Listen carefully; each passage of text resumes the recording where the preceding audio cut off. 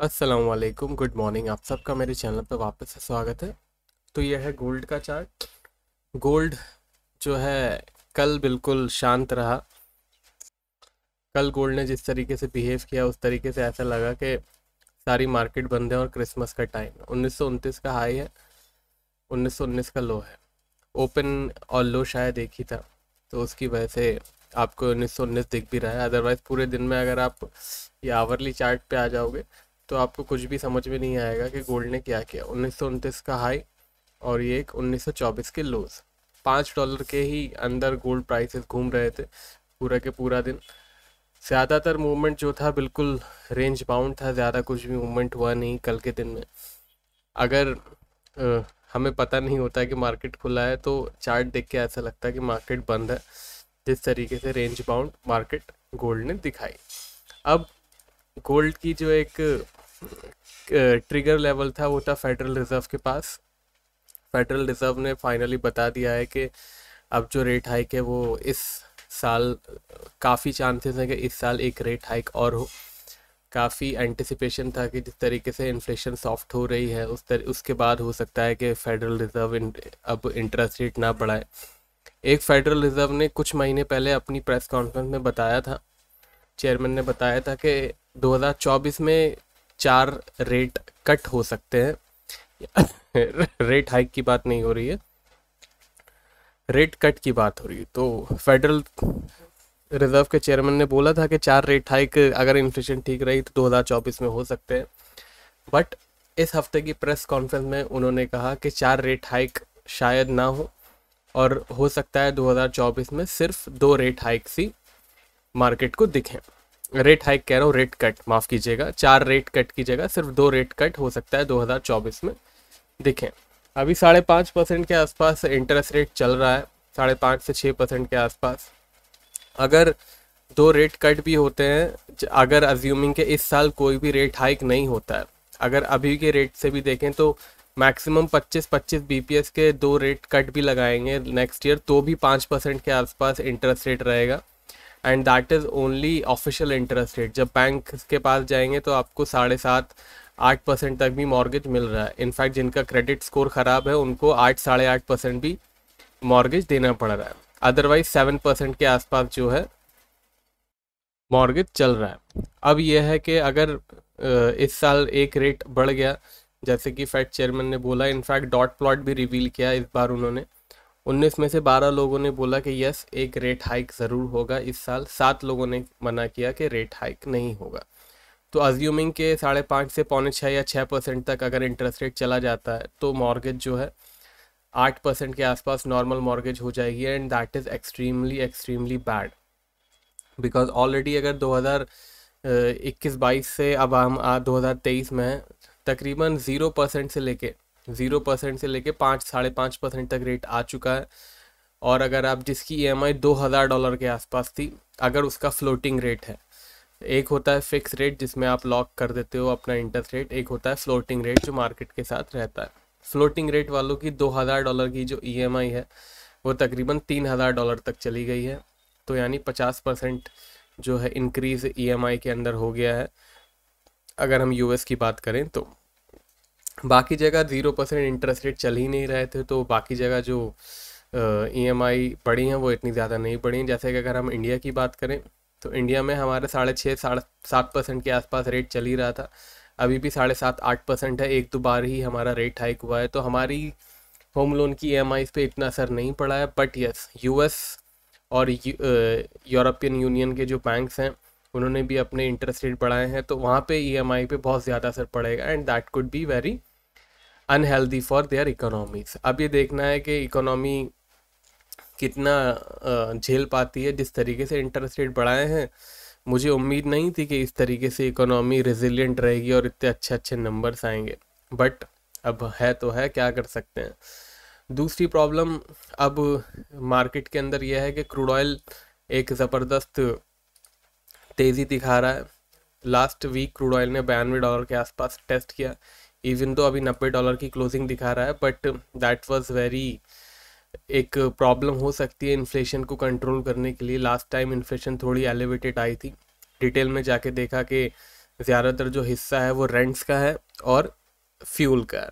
अब रेंट कम करने के लिए उनको इंटरेस्ट रेट कम करना पड़ेगा, बिकॉज अगर किसी लैंडलॉर्ड की ईएमआई बढ़ी है तो वो रेंट तो बढ़ाएगा ही। और दूसरी प्रॉब्लम फ्यूल की है जो एक क्रूड ऑयल के साथ लिंक है।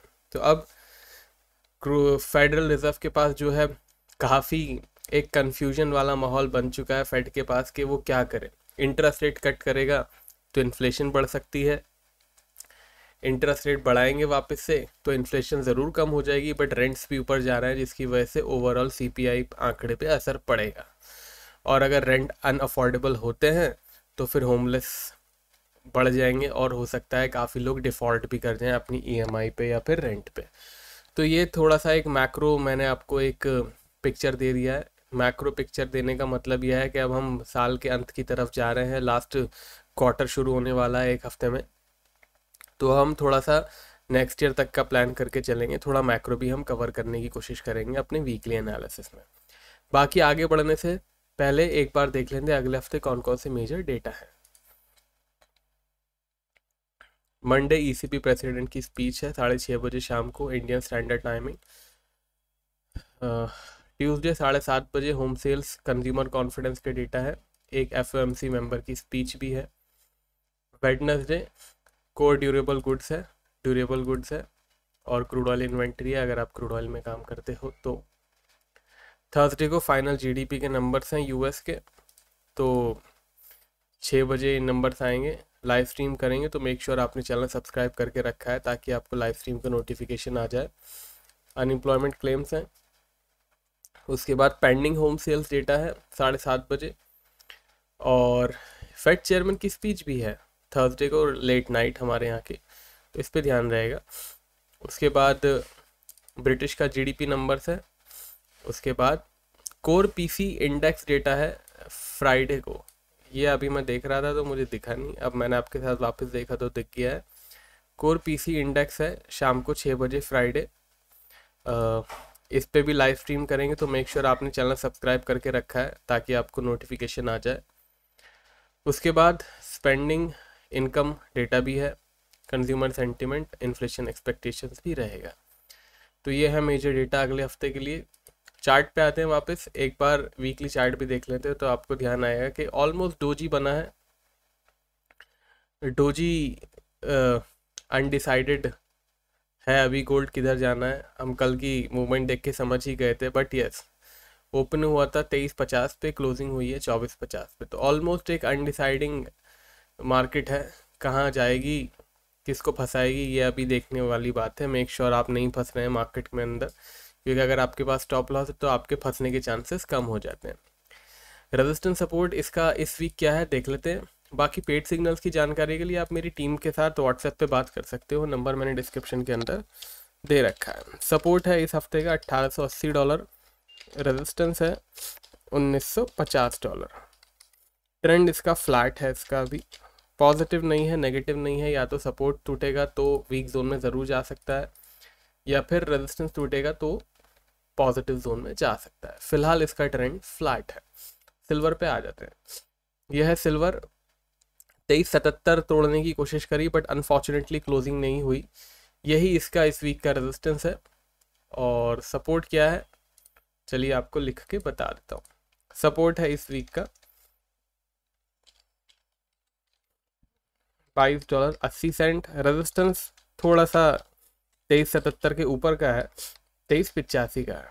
ट्रेंड इसका फ्लैट है, अगर रेजिस्टेंस के ऊपर जाएगा और क्लोजिंग दे देगा, ध्यान रखिएगा यहाँ से सिर्फ 30-35 सेंट का ही रेजिस्टेंस बचा है, इसके ऊपर अगर क्लोजिंग दे दिए, ध्यान रखिएगा हम क्लोजिंग की बात कर रहे हैं, अदरवाइज ऐसा ना हो कि वो $24 ब्रीच करे और फिर आपको लगे कि मार्केट पॉजिटिव जोन में हो गया है। It has to close above our resistance in order to turn the trend from negative और फ्लैट टू पॉजिटिव।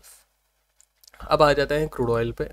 एक अच्छी क्लोजिंग फाइनली क्रूड ऑयल ने दिखाई $90 के ऊपर की। $90 के नीचे की वीकली क्लोजिंग का मतलब था थोड़ा सा एक कंसोलिडेशन का फेज शायद शुरू हो जाता, बट एक $90 के ऊपर की क्लोजिंग दिखाई है and that is very good for buyers. अभी भी मार्केट में कोई भी वीकली चार्ट पे सेलिंग दिखाई नहीं दे रही है। सपोर्ट में फाइनली काफ़ी हफ्तों के बाद एक चेंज आया है। इस वीक का सपोर्ट है $77। यस थोड़ा सा दूर है, but unfortunately I have no option. Resistance है 9580 का। ट्रेंड इसका आपको पता ही है, काफ़ी हफ्तों से हमारा ट्रेंड पॉजिटिव चल ही रहा है। बाकी डेटा का अपडेट और ब्रेकिंग न्यूज़ का अपडेट मैं अपने टेलीग्राम और ट्विटर पे दे देता हूँ। दोनों का एड्रेस आपको स्क्रीन पे दिख रहा होगा। बाकी पेड सिग्नल्स की जानकारी के लिए व्हाट्सएप नंबर टीम का अवेलेबल है ही। अगर वीडियो पसंद आया हो या यूज़फुल लगा हो तो मेक श्योर आपने लाइक कर दिया है वीडियो को। फर्स्ट टाइम आए हैं तो मेक श्योर आपने चैनल को सब्सक्राइब भी कर दिया है। अब मिलेंगे मंडे के वीडियो में, तब तक के लिए टेक केयर, बाय बाय।